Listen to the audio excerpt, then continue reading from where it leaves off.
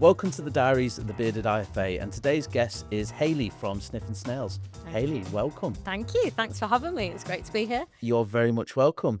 Now, let's jump straight into it. Okay. Sniff and Snails, what's that about? Okay. Shall I start with just explaining where the name comes from? Because I think That, that's yeah, probably good a place to begin. good entry. So my brother is called Joseph. When I was younger, I couldn't pronounce his name, so it was Joe Sniff. And Sniffer stuck. His response to me was Hayley Hail Snails. So Sniff and Snails is a nod to basically our childhood. My brother invented the microcontroller, which is a small computer that's used in about 14,000 schools in the UK to teach physical computing. My background's in technology. Growing up, we were always just taking things apart, exploring, just inventing things. So Sniff and Snails was an obvious name for the actual business. So the actual business then, or I think I'll start with the actual business in terms of the products and services have shifted, over the last couple of years, and we're about to do another big pivot.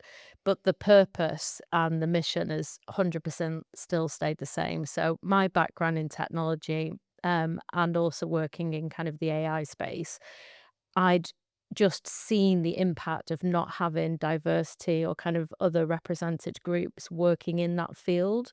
And that means, what the impact that has actually on the products and services. So the mission is totally to inspire children from all different backgrounds to just get hands on with technology, to understand how it all works.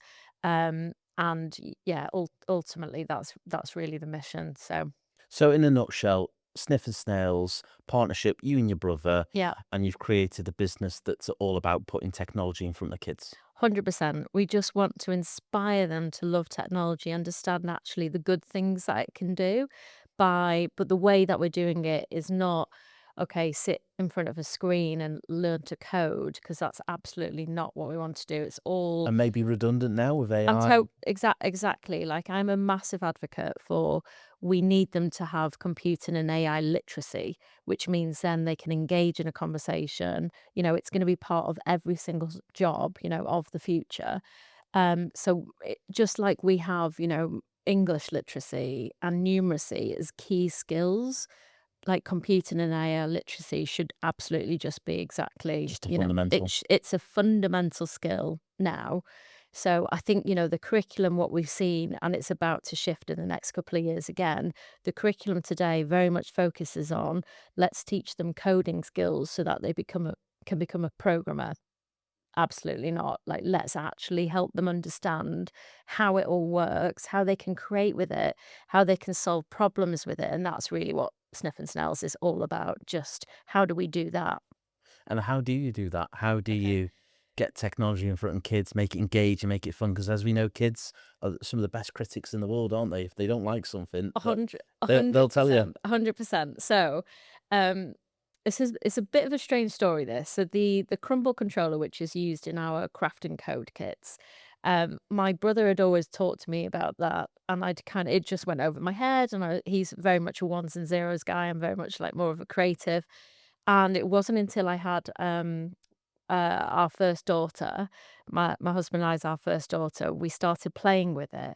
And the first project that we made with it was we attached it to motors and wheels, and we attached it to an ultrasonic sensor, which is basically a distance sensor. So if something's in front of it, then, make the motors go.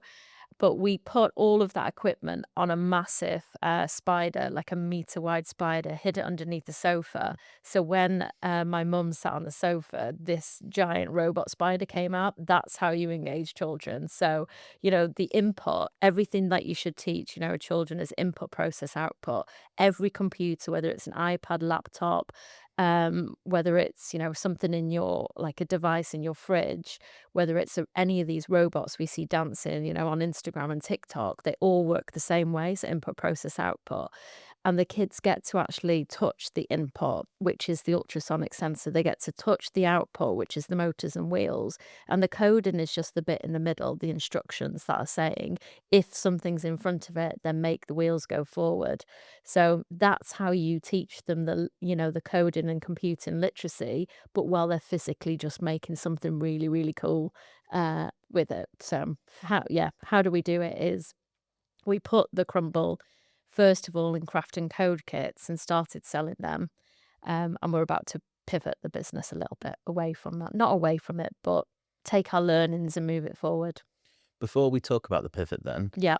I'm just thinking back of my time into school Yeah. and technology, and I still remember, because I loved it, this robot where on the top of it, it had, Buttons. yeah, it had buttons to go Yeah. forward, backwards, left, right, and how Yeah. many steps.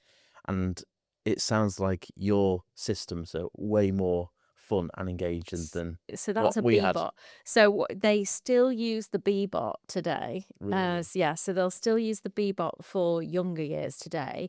If you took all of the plastic away from the Bebot, you would basically, have all of the equipment that we have. So the biggest thing that I wanted to do is um, I started, given I work in technology, I started looking for products that were out there to use with my own daughters as well.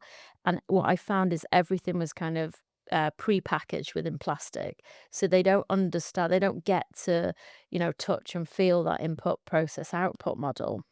So yeah, if you took the Bebot and took all the plastic away, you would basically be left with kit that they can turn into anything, which is our kit. And that's, I suppose, for the child, the fun part of making 100%. something, crafting it, colouring it, putting it together. Yeah. So the best workshops and the best things that everyone loves is just going in the recycling box, getting lots of cardboard and building their own cardboard robots. And there's lots of hot glue that you can find in our house. So I need to find a solution for that. But that's coming too. But yeah, they can make all sorts of things. So we've got a hand that waves to the postman when someone comes to the door. Around our Christmas tree is all of the like red, green, blue RGB LEDs. Yeah, there's tons of. I always explain to people our house is a little bit like. Do you remember Honey, I Shrunk the I Kids? do. So do you remember Zelensky, the dad? Yeah, Basically, I'm the probably inventor. more like Yeah. Zelensky in our house. So our house is full of cardboard, circuits, all sorts of stuff. But the children don't see it as coding. So our eldest will say, "Can we make a crafty creation?" So she doesn't connect coding and computing Right. to any of it. And I remember the moment she said that, I was like, "It's working." Like That's the whole point. that's exactly the point. Yeah. Yeah. Love that. Do you feel that over the last couple of years, because we've seen the rise of AI, which it seems to come from nowhere, we Yeah. didn't have it, now it's everywhere. Mm. Do you think that's making your case and your business model even more powerful now? Because people are starting to realize, oh, we have got to take technology way more seriously than what we were doing. Massively, massively. And I think that is part of the pivot, that we need to do is in any business, you always need to play to what the market is hearing. So, part of that is it doesn't fundamentally change, our business or our products. It changes the way we go out to market. So actually it's a massive advantage for us that all of this has gone into mainstream, I bet. world. We do locally in Flintshire, we'll do and hopefully we're going to continue to do as well, just after a call I had earlier, which is good, demystifying AI workshops. And in those workshops, I always start with saying AI, it's not a new thing. So artificial intelligence, the first conference on AI was in the 1950s, so it's over 70 years old. And people are like, what? How did I not know this? I'm like, you didn't know it because it wasn't pushed in the media. Mm. You didn't know it because it wasn't as good as it is today because it didn't have all the data it could actually work off. So I always explain every time we've asked Alexa, that's been training models to understand how we use language to speak. Every time we used, our phones to ask for things, that again has been training all of these artificial intelligence models. All of the smartphones and smart devices that we've been using have basically been building up a plethora of data that is now made, ChatGPT or Claude or whatever people are using as powerful as it is today. But AI has been around since like the 1950s. And I link that to the basics or the basic of AI is exactly just a set of, instructions. So just lines and lines of code. So the first AI that we heard about that, beat the famous chess player Mm. was literally just lines and lines and lines and lines and lines of code. The only thing that's, happened now is that code can actually learn to develop and improve itself Yeah. because it has data to work on. So yeah, I think it can only help us now. We just have to lean into that messaging a bit more. And how are you gonna lean into that then? So you talk about pivoting the business. So, just recap, what have you done in the business up until this point, and what you're gonna do differently going forward, do you think? Yeah, so the main thing that we've done is develop kits for the home market, which are craft and code kits, which means it's a kit that they can then learn all of the principles of coding, how all computers work, how all robots work, but while they're physically making projects that they can play with and touch. So they can make disco domes, reaction timer games, the cardboard robots that I talked about. All these are available on your All of Instagram these video are feeds, aren't they? available. Yeah. Yes, all of these available to buy now. What I when the reason we moved back to North Wales as well is because growing up here, we knew there wasn't really much here. Like it's a bit of kind of a gap in, we're not Bangor, we don't have Bangor University, etc. So we moved back up here, but part of that and, building the products that we sell to the home market, I wanted to go back into schools. But actually by going into schools, that taught me lots in terms of actually what we need to improve the kits on. So whilst it's got, really like good visual and written instructions that are really really easy to follow and guided and the journey continues online is we realized in the workshops that we did locally, the confidence in the parents isn't there to buy a kit. I see. So the pivot that we're now, it's not really a pivot, but what we're trying to focus on more is how do we get to those parents to build that confidence first? Because we didn't grow up with any of this stuff.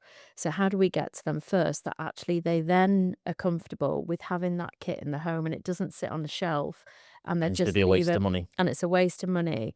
So yeah, I think the biggest barrier, for us so far has been the confidence of parents. So the the pivot on the craft and co kits, they will still say we're just going to make improvements to the existing kits, but we're also going to add more products to the suite. So we start to have products where if a parent isn't comfortable jumping straight into, bringing a craft and co kit home, there's other options for them to start on the journey earlier.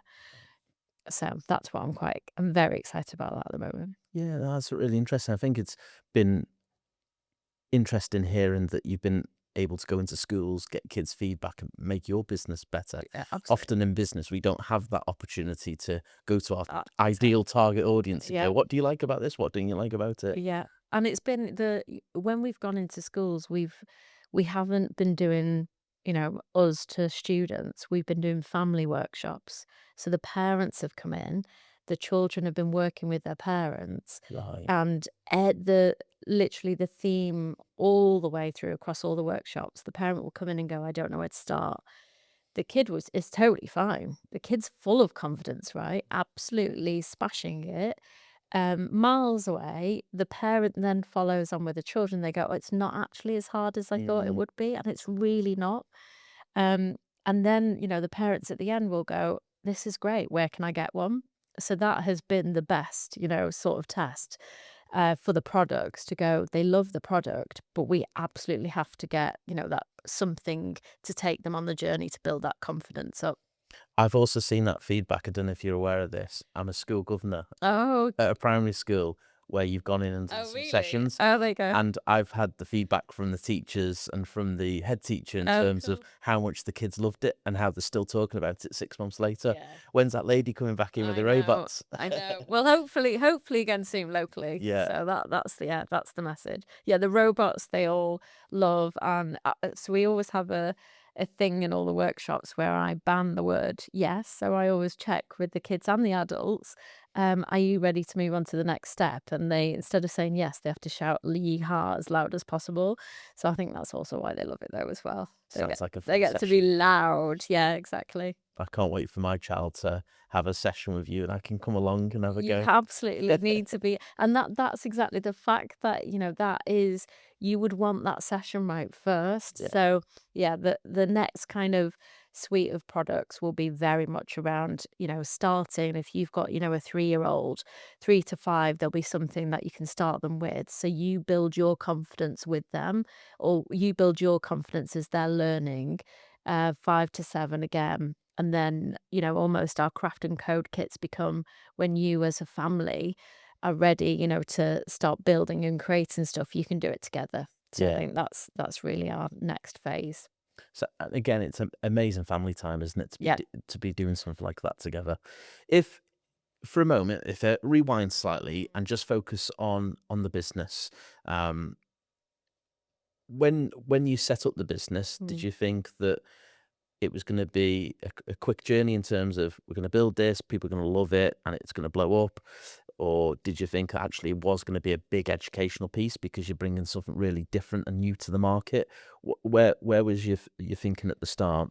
That's a good question. So I think I don't think I thought about it. I think I was in my head, I thought, right, we actually have, the technology there, which, was really advantageous for us. There's not, the amount of investment that would have had to go in to build that would have been huge. Like there's a software platform, hardware, we manufacture everything. Um, so I think, yeah, I think I thought we'll make these kits, they'll be amazing, then we'll put them out there. Um, and then we'll, add more kits to that range. I don't think I expected to, have learned so much in terms of what we really need to do to get to the parents, and have expected almost to go, let's pivot like quite a lot. Yeah. So, Suppose it's a purchase decision by the parents, isn't it? So exactly. you can win the kids on, say, we love this, Always win the but they're easy. not in the shop buying it. Exactly. Easy to win the kids, absolutely easy. And that's kind of the frustrating part is the kids absolutely love it. Mm. And the creativity and, you know, just also the mess though, to be honest, as well, which is the Kids fun love part. this. They could love it. The stuff they come up with is amazing. And they never once, no kid has ever said to me, I wouldn't know where to start.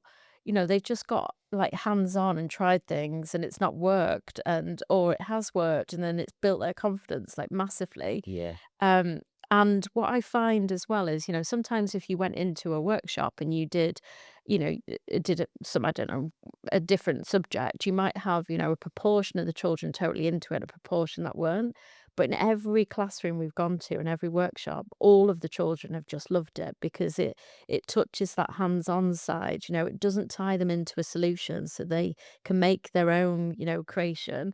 So they could make a frog or a robot or whatever they Yeah. want. Um, And redo it. and take it apart and redo it. Yeah. It's us as, adults is the blocker for, really making sure that, the next generation of like all the children now are set up for the future. That's genuinely what I believe is, and that's really where I want to make sure that we focus our efforts to go, how do we help grown-ups, but, both parents and teachers, like uplift their confidence so that they can just do this much more with ease with children at home and in school. Yeah, so it's just organic, it's just part of what we Exactly. do Yeah. rather than being something that's faddy and something new. Exactly, and that's what it's always felt like to me, which has frustrated me, is, if you're doing living science and plant science, build a plant water monitor. It would take half an hour, but they would learn so much out of it, and the skills they would develop would be set them up much more, for Yeah. the future than, sitting there and getting them to, code a cat on Scratch. Even though I love Scratch, and block-based programming, but it doesn't necessarily excite every Doesn't have child that of the real class. world Doesn't have application the real potentially. world Yeah. exactly. So, It's yeah. we're nearly out of time. Yes. Any shout outs, any mentions? To be honest, I could talk to you forever, Hayley, because I find it Keep fascinating. going, yeah. So we'll get you on to do more sessions. Don't worry. But anything to sort of finish up on? I think probably just if you're a parent, then you'll see us launch a newsletter really, really shortly to actually start that journey called Raise Curious. And if you're a teacher and you're in Flintshire, then please reach out because there are free classroom kits that you can use. And if you're a teacher outside of, of Flintshire, there's a classroom hub that we're launching with all creative coding, lesson plans, projects, videos, everything on there for free. No login or anything. Amazing. That That's a should be. good shout out. It's a good shout out, and that should be welcomed by teachers I because hope they so. have a lot on their plate. So anything that's already made for them that they can plug into, I'm sure will be a great resource. So thank you, Hayley. Absolutely fascinating. I can't wait to keep watching what happens with Sniff and Snails. too. For anyone listening, watching, please check out their Instagram page in particular. The reels, the fun stuff they do, it's brilliant. Kids Amazing. love it. Thanks, So Rob. yeah. Cheers, Hayley. Thank you. Thank you very much. Cool.